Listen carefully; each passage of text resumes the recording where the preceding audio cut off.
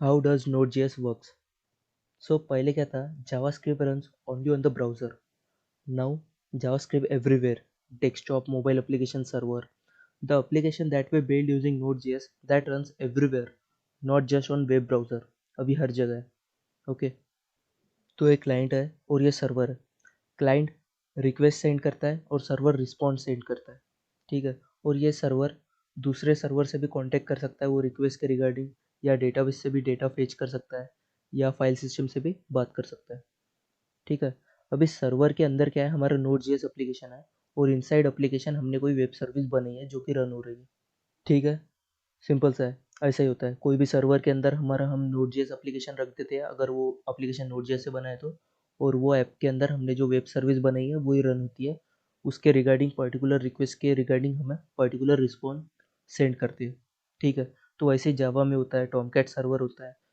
Tomcat server के अंदर हम हमारा जावा एप्लीकेशन रखते हैं. जावा के अंदर कंसेप्ट है मल्टी थ्रेडिंग का, सो वो मल्टीपल रिक्वेस्ट को हैंडल करता है. लेकिन नोड जेएस क्या है, जावास्क्रिप्ट का रन टाइम इन्वायरमेंट, और जावास्क्रिप्ट क्या है, सिंगल थ्रेड. तो ये मल्टीपल रिक्वेस्ट को कैसे हैंडल करता है ये देखना पड़ेगा. अगर वो मल्टीपल रिक्वेस्ट को हैंडल नहीं करेंगे तो क्या हो जाएगा, डिले. बहुत सारे यूजर्स को वेट करना पड़ेगा, एक एक करके वो हैंडल करेंगे. अगर हर एक रिक्वेस्ट को 3 to 4 सेकंड लग रहे होंगे तो एक साथ में मल्टीपल रिक्वेस्ट को वो बहुत यूजर को वेट करना पड़ेगा. तो how it handle multiple request ये देखना है. So basically two type of work या रिक्वेस्ट बोल सकते हो. जो भी क्लाइंट रिक्वेस्ट करता है वो टू टाइप के हो सकते हैं, एक तो ब्लॉकिंग या तो नॉन ब्लॉकिंग. ब्लॉकिंग का मतलब सिंपल सा है कि टाइम लगने वाला है वो रिक्वेस्ट को. जैसे एग्जांपल, कोई क्लाइंट ने रिक्वेस्ट कर रहा है कोई डेटा की, और वो सर्वर डेटाबेस से फेच करने के लिए उसे टाइम लगेगा, यानी ये ब्लॉकिंग रिक्वेस्ट होगी. या नॉन ब्लॉकिंग का तुम एग्जांपल ऐसा समझ लो, 2+2, सीधा तुमको सर्वर ही दे देंगे, इधर टाइम नहीं लगने वाला है. तो ब्लॉकिंग और non blocking two types of request हो सकती है. और नोड जेएस क्या है, असिंक्रोनस एंड नॉन ब्लॉकिंग, यानी वो ब्लॉक नहीं करता है. ओके, अगर जब भी कोई ब्लॉकिंग वर्क आ जाएगा उसके पास, या ब्लॉकिंग रिक्वेस्ट आ जाएंगी ना, तो send request to someone else. वो कोई अदर वर्कर को वो रिक्वेस्ट सेंड कर देगा, और जो भी करंट थ्रेड है, यानी सिंगल थ्रेड है ना नोड जेएस, तो सिंगल थ्रेड बिजी नहीं रहेगा, वो उसके वर्कर को दे देंगे. और वो वर्कर क्या है वो आप पता तो. ठीक है, तो सिंपल सा है, दो टाइप के रिक्वेस्ट है, blocking and non blocking. Node JS क्या है, असिंक्रोनस एंड नॉन ब्लॉकिंग, वो ब्लॉक नहीं होने देता है. अगर नॉन ब्लॉकिंग वर्क आ गया उसके पास तो खुद ही करके दे देगा, क्योंकि वो बहुत फास्ट कर सकता है. लेकिन अगर ब्लॉक वर्क आ गया उसके पास, कोई ब्लॉकिंग वर्क, तो खुद नहीं करेगा, वो उसके वर्कर को बोलेगा काम करने के लिए. और जो करंट थ्रेड है, करंट थ्रेड मतलब जो कि सिंगल थ्रेड है नोड जेएस के अंदर, वो बिजी नहीं रहेगा. लेट्स से एग्जांपल, ये देखो एक सिंगल थ्रेड है और इसके वर्कर्स है. ठीक है, ओके. ठीक है, तो लेट्स से एग्जांपल कोई क्लाइंट वन है जिसने कोई नॉन ब्लॉकिंग रिक्वेस्ट दी है, तो सर्वर खुद ही उसको करके भेज देंगे, रिस्पॉन्स दे देंगे. लेकिन कोई ब्लॉकिंग रिक्वेस्ट आ गई है, तो ये जो थ्रेड है ये खुद काम नहीं करेगा, ये इसके वर्कर्स को काम करेगा. और ये बिहाइंड द सीन ये मल्टीपल थ्रेड्स ही है.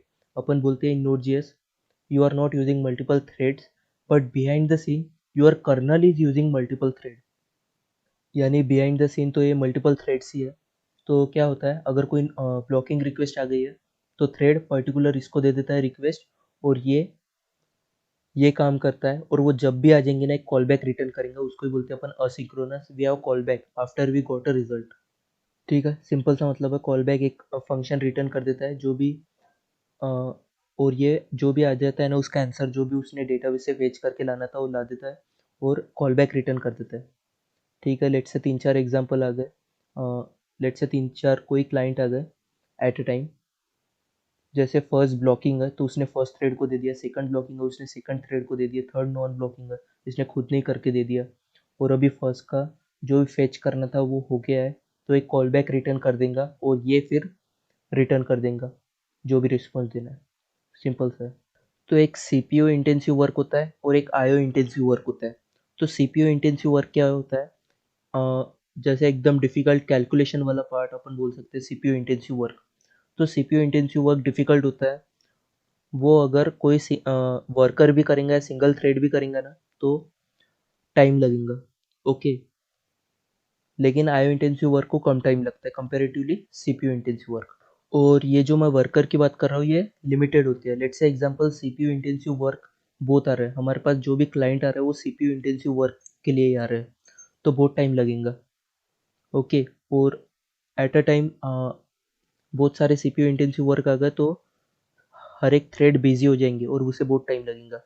सो दैट जो हमारा नोड.जेएस से एप्लीकेशन हम जो भी बनाते हैं ना, वो सीपीयू इंटेंसिव वर्क के लिए नहीं बनाते हैं, prefer for the IO intensive work. IO बोल तो वही इनपुट आउटपुट। ओके। कोई भी डेटा फेच करना, ये सब ये आईओ इंटेंसिव वर्क में आते हैं। सीपीयू इंटेंसिव वर्क में डिफिकल्ट कैलकुलेशन ऐसा बोल सकते हो, और वो डिफिकल्ट होते हैं क्योंकि वो टाइम कंज्यूमिंग होते हैं। ये सीपीयू इंटेंसिव वर्क हम जहाँ भी मल्टीपल थ्रेडिंग का कंसेप्ट है वहाँ पे यूज़ करते हैं। यहाँ पे behind the scene multiple threads use हो रहा है, पर यहाँ पे लिमिटेड है, दैट्स वाई। सो नोड.जेएस के application mostly prefer for the IO intensive work. Okay.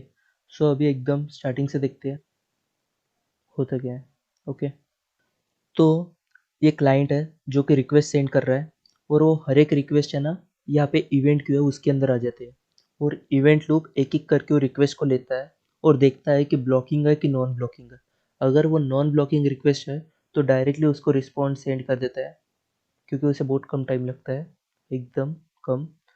और अगर वो ब्लॉकिंग रिक्वेस्ट है ना तो थ्रेड कोड में जाता है, और पर्टिकुलर थ्रेड को वो असाइन होता है, और वो पर्टिकुलर थ्रेड वो रिक्वेस्ट को हैंडल करता है, कंप्यूटेशन करता है, या डेटाबेस से लाना है या फाइल सिस्टम जो जहाँ से भी लाना है ना, वो लेके आता है और एक रिटर्न कॉल बैक करता है। ओके। और वो फिर रिस्पॉन्ड भेज देता है क्लाइंट को। तो ये सिंपल सा प्रोसेस है। सिंपल कंसेप्ट है, रिक्वेस्ट सेंड करते हैं, फिर इंटर इवेंट लूप के अंदर, इवेंट क्यू के अंदर आता है, फिर event loop one by one हर एक रिक्वेस्ट को देखता है ब्लॉकिंग है कि नॉन ब्लॉकिंग है। अगर वो नॉन ब्लॉकिंग रहा तो डायरेक्ट रिस्पॉन्स सेंड कर देंगे, अगर ब्लॉकिंग रहा तो थ्रेड पूल के अंदर पर्टिकुलर थ्रेड को वो टास्क असाइन होगा और वो पूरा करके लाएंगे और कॉल बैक फंक्शन रिटर्न करेंगे।